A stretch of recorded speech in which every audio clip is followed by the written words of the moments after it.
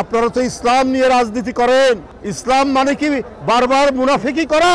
আবার দুই একটি রাজনৈতিক দল দেখি তারাও সবক দেন যে চাঁদাবাজ বিদায় নিয়েছে, আর কোনো চাঁদাবাজকে আমরা দেখতে চাই না।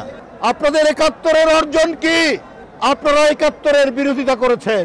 আমরা তো দেখেছি ইসলামী ব্যাংক কিভাবে গ্রাস করে নিল একটি রাজনৈতিক দলের অনুসারীরা। তাহলে আজকে কোন মুখে বলছেন এক চাঁদাবাজ পালিয়েছে, আরেক চাঁদাবাজকে কেউ দেখতে চায় না? চাঁদাবাজ বিদায় নিয়েছে, আর কোনো চাঁদাবাজকে আমরা দেখতে চাই না। না আসুক চাঁদাবাজ, না আসুক। কাকে উদ্দেশ্য করে বলছেন? শেখ হাসিনার আমলে যারা ব্যাংক লুট করেছে, ব্যাংক আত্মসাৎ করেছে, এস আলমদের উত্তরসূরি হিসাবে ৫ই আগস্টের পর আমরা কি ব্যাংক আত্মসাৎ করতে দেখিনি? আমরা তো দেখেছি ইসলামী ব্যাংক কিভাবে গ্রাস করে নিল একটি রাজনৈতিক দলের অনুসারীরা। তাহলে আজকে কোন মুখে বলছেন এক চাঁদাবাজ পালিয়েছে, আরেক চাঁদাবাজকে কেউ দেখতে চায় না? কাকে উদ্দেশ্য করে বলছেন আমরা কি বুঝতে পারি না? আমরা তো প্রথমেই দেখলাম ৫ই আগস্টের পরের দিনই কি করে ইসলামী ব্যাংকগুলো আপনারা দখল করেছেন। এটা কি জনগণ দেখেনি? এটা তো জনগণ দেখেছে। আর আজকে বড় বড় কথা বলেন, কলঙ্ক লেপন করার চেষ্টা করেন বিএনপির নামে। পাড়া মহল্লায়, জেলায় জেলায় অনেক টার্মিনাল দখল সহ, অনেক সিএনজি স্ট্যান্ড দখল সহ, অনেক টেন্ডার ভাগাভাগির মধ্যে আপনাদের লোকরা কি জড়িত নেই? আমি সেই রাজনৈতিক দলটিকে বলতে চাই, খুব নীরবে নিভৃতে সব কিছু অপকর্মের সাথে আপনারা জড়িত। শেখ হাসিনার ব্যাংক আত্মসাতের পর, ৫ই আগস্টের পর আপনাদের আত্মসাৎ তো জনগণ দেখেছে। আমরা হাসিনার আমলে দেখেছি চাপাতি লীগ, হেলমেট লীগ, বন্দুক লীগ।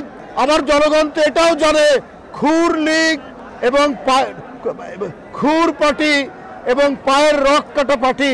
এরা কারা? এদেরকে জনগণ জানে না? কারা পায়ের রক কাটে তাদেরকে তো জনগণ ঠিকই জানে, চেনে। সুতরাং খুব ঘোলা পানিতে মাছ শিকার করার চেষ্টা করছে। আপনাদের ৭১-এর অর্জন কি? আপনারা ৭১-এর বিরোধিতা করেছেন। জিয়াউর রহমান স্বাধীনতা ঘোষণা দিয়েছেন। এই গৌরব বিএনপির, ৭১-এর গৌরব, ৯০-এর গৌরব, এই গৌরব বিএনপির। কারণ সেদিনও আপনারা শেখ হাসিনার সাথে আঘাত করে আপনারা এরশাদের মতো একটা আরেক সংবাদ সম্মেলন হচ্ছে, এখানে সোনার দিয়ে এখানে আপনারা সেদিন জাননি এরশাদের কুলাঙ্গারের নির্বাচনে, ৮৬ সালের নির্বাচনে, এটাও তো জনগণ দেখেছে। কিন্তু বিএনপি সেই নির্বাচনে যায়নি। তার নেত্রী বলেছিলেন, দেশনেত্রী বেগম খালেদা জিয়া, যে এরশাদের অধীনে কোনো নির্বাচন করব না, স্বৈরাচারের অধীনে কোনো নির্বাচন করব না। আপনারা মঈনুদ্দিন ফখরুদ্দিনের, ওরা গণতন্ত্রকে ধ্বংস করার জন্য এবং একটি ভয়ঙ্কর হাসিনার স্বৈরাচার কায়েমের জন্য এসেছিল। তখনও সেদিন আপনারা বাধ্য করেছিলেন তার নির্বাচনে যেতে। এটাও তো জনগণ জানে এবং জনগণ দেখে। আপনারা তো ইসলাম নিয়ে রাজনীতি করেন। ইসলাম মানে কি বারবার মুনাফিকি করা? ইসলামের মর্ম বাণিত হচ্ছে তুমি যে অঙ্গীকার করো সেই অঙ্গীকার তুমি রক্ষা করবে। এটাই তো ইসলামের মর্মবাণী। বন্ধুরা আমার, বিএনপির সেই ঐতিহ্যের পতাকা ধারণ করে, যে ঐতিহ্যের মধ্যে আছে জনগণের কাছে অঙ্গীকার থেকে বিন্দুমাত্র বিএনপি পশ্চাৎপসরণ করে না। এই গৌরব বিএনপির, এই গৌরব জিয়াউর রহমানের, এই গৌরব দেশনেত্রী বেগম খালেদা জিয়ার, এই গৌরব তারেক রহমানের। তাই বন্ধুরা আমার, ৭১ থেকে আপনার ৫ই আগস্ট পর্যন্ত গণতন্ত্রের প্রশ্নে কখনো মাথা নিচু করেনি বিএনপি। আপনারা ৫ই আগস্টের পর কি বললেন? ভারতের সাথে আপনারা সম্পর্ক উন্নয়ন করবেন, ভালো কথা, আমাদের আপত্তি নেই। আপনারা আওয়ামী লীগকে ক্ষমা করে দেবেন। আপনাদের নেতারা মৌলানা সাইদি সাহেব, সেই সাইদি সাহেবের বিরুদ্ধে মিথ্যা সাক্ষী দেওয়ার জন্য সুকরঞ্জন বালিকে গোয়েন্দা পুলিশ ধরে নিয়ে গিয়ে তার শরীরে ইলেকট্রিক শক দিয়েছে।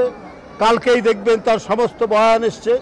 সুকরঞ্জন বালি হিন্দু ধর্মের একজন মানুষ, তাকে শেখ হাসিনার গোয়েন্দা বাহিনী বলেছে যে তোমরা বলো তোমার ভাইকে হত্যা করিয়েছে মৌলানা সাইদি সাহেব। সে বলেছে আমি মিথ্যা কথা বলবো না, না সেটা করেনি। সুখরঞ্জন বালি সে যে সাহসিকতা এবং ন্যায় নীতির যে দৃষ্টান্ত দেখিয়েছে, এইটা আমি ওই রাজনৈতিক দলের বন্ধুদেরকে আমি বলতে চাই যে আপনারা শিখুন তার কাছ থেকে। আপনারা সম্পর্ক উন্নয়ন করতে চান ভারতের সাথে। শেখ হাসিনার প্রতিটি গুম খুনের দোষর হচ্ছে পার্শ্ববর্তী দেশ।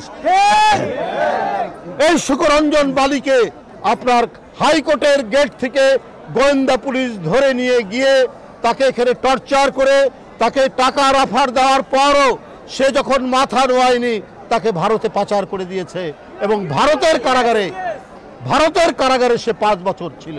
সেই 5 বছর সেখান থেকে আজকে বেরিয়ে এসে সে এই কথাগুলো বলছে।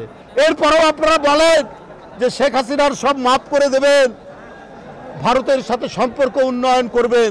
তো এর মধ্যে দিয়ে তো প্রমাণিত হয় যে আপনারা হচ্ছে ন্যায় নীতির পরোয়া করেন না, আপনারা রাজনীতির নামে ধান্দাবাজি করেন, আপনারা অন্য কিছু করেন না। আপনার দলের প্রধান নেতাদেরকে যারা জুডিশিয়াল প্রক্রিয়ার নামে জুডিশিয়াল কিলিং করলো তাদেরকে বলছেন আপনারা মাফ করে দেবেন। তাহলে আপনারা ইসলামের যে মর্মবাণী যে অন্যায়ের বিরুদ্ধে প্রতিরোধ করো সেটি তো আমাদের মধ্যে নাই। করুণার কথাও বলা হয়েছে যে ক্ষমা চাইবে তাকে করুণা করতে বলা হয়েছে। তার বিভিন্ন ধাপ আছে, বিভিন্ন পর্যায়ে। ওরা ক্ষমা চাইলেও না কিছু না, আপনি তাদেরকে ক্ষমা করে দেবেন, সম্পর্ক উন্নয়ন করবেন। অর্থাৎ আপনারা আপনাদের রক্তের সাথেই বেইমানি হলো না। যেমন 86 সালে আপনারাও বলেছিলেন নির্বাচনে যাবেন না এরশাদের, তারপরে আপনারা গিয়েছেন। তো বন্ধুরা আমার, এই ধরনের অপপ্রচার এর সাথে আজকে শুধু পার্শ্ববর্তী দেশ তারাই শুধু অপতথ্য অপপ্রচার কলঙ্ক লেপনের চেষ্টা করছেন না, ভেতর থেকেও অনেকে ওই আমি আগেই যেটা বলেছি যে ঘোলা পানিতে মাছ শিকার করার রাজনৈতিক ফায়দা তুলতে চাচ্ছেন। কিন্তু আমাদের যে গণতন্ত্রে এত অবদান, গণতন্ত্রে এত যে আত্মদান, এত মানুষ নিরুদ্দেশ, এত মানুষ বিচার বহির্ভূত হত্যার শিকার, আজকে তো সমস্ত গণতন্ত্র বনা শক্তি এক জায়গায় থাকার কথা ছিল। অথচ এই শক্তিকে ফাটল ধরিয়ে দুই একটি রাজনৈতিক দল যেভাবে তারা নিজেদের ফায়দা তোলার চেষ্টা করছেন, এদেশের মানুষ সব জানে।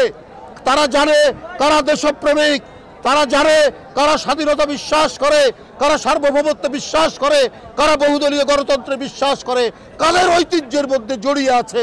এই সমস্ত বৈশিষ্ট্যগুলো এই দেশের জনগণ জানে বন্ধুরা আমার।